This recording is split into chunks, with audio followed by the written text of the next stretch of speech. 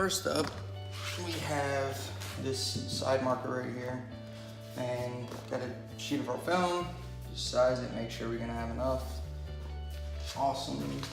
Take my knife.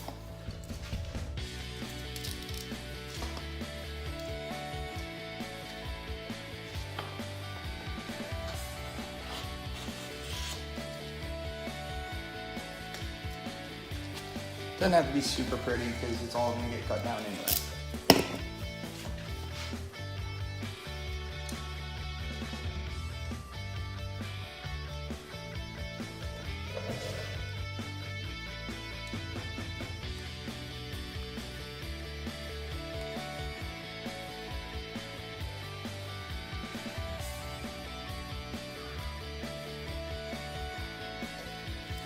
Okay.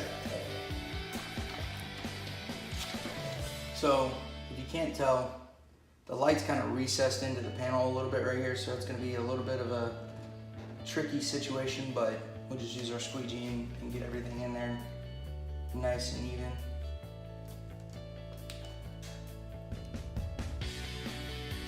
Get that. Now, what's nice about this is it's a little warm and humid in here, so the film is already nice and pliable. Probably won't need a whole lot of heat for this.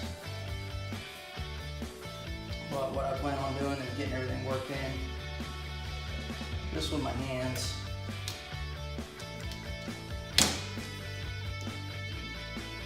Get my squeegee out when I need it. And just make sure we're all the way up into these creases right here.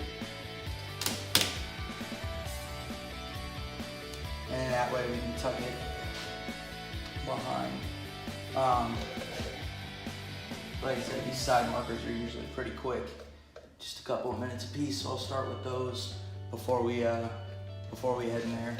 But I know y'all have seen it before. I just wanted to show you the difference right there of before and after.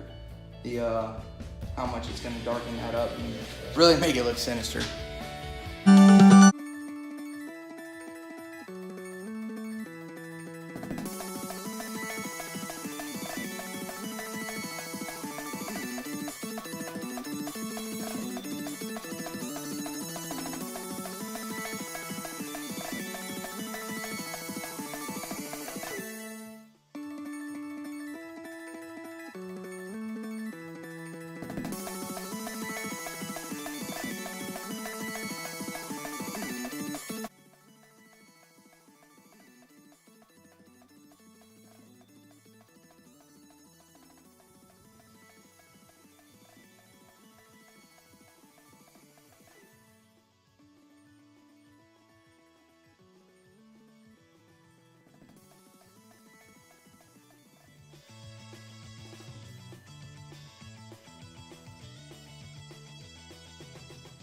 Okay, so now we're getting ready to start on the tail lights, and we're gonna do the whole thing in the dark smoke.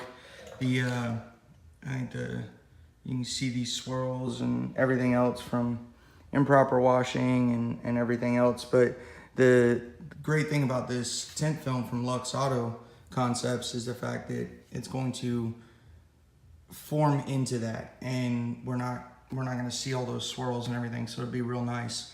Couple of things to note. The light, if you can tell, is pretty much flat all the way except for this recess right here where it kind of goes down, and then the curve of the light. So what we're gonna do is just have to get some good stretch. We'll do that cold before we apply heat. And then over here, you can see there's enough of a panel gap to get a nice even cut, but down here it'll be a little bit trickier.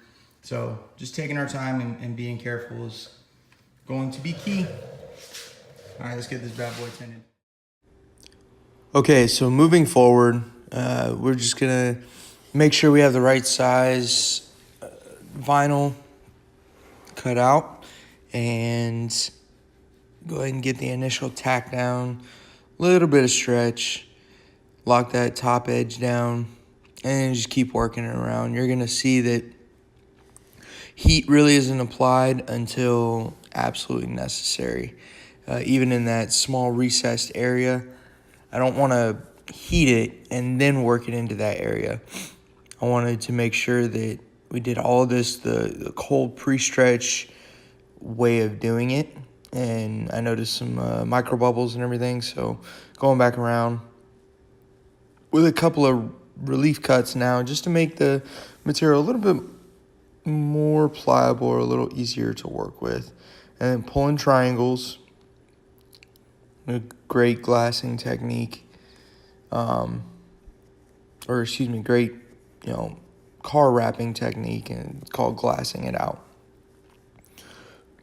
So now just moving forward, getting all those little micro bubbles worked out, ensuring that wherever I've made the relief cuts, not to pull any crazy tension on those areas, but still make sure we get the area smooth and completely glassed out. That way when we go to heat, everything draws back on itself and makes overall just heating the light that much faster or a lot higher quality. And going around, getting that top edge locked down with the squeegee.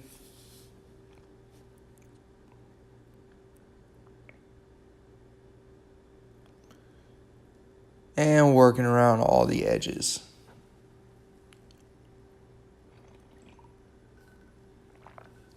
I'm using the small green squeegee that Luxe Auto Concepts offers with all of their kits.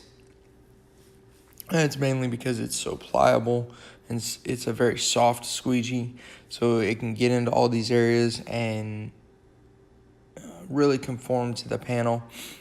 For this type of light, I found that to be very helpful.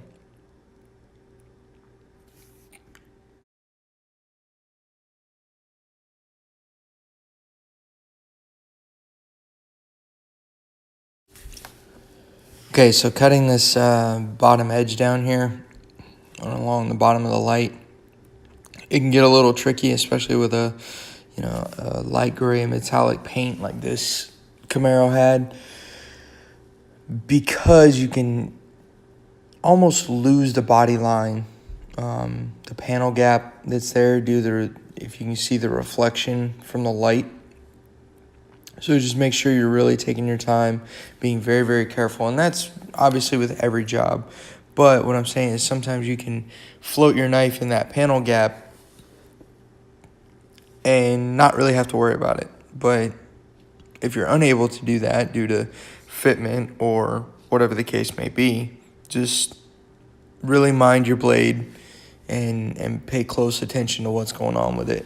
So this small recessed area at the bottom that we talked about doing the cold pre-stretch with and everything else, I'm just going in and locking it in one last time to make sure everything is sitting nice and flush the way I want it to, double checking all my panel gaps. And I'm going to extend my blade on my knife just so that I can get back to the very farthest point from my knife in there, and then that way tuck all of the excess material underneath.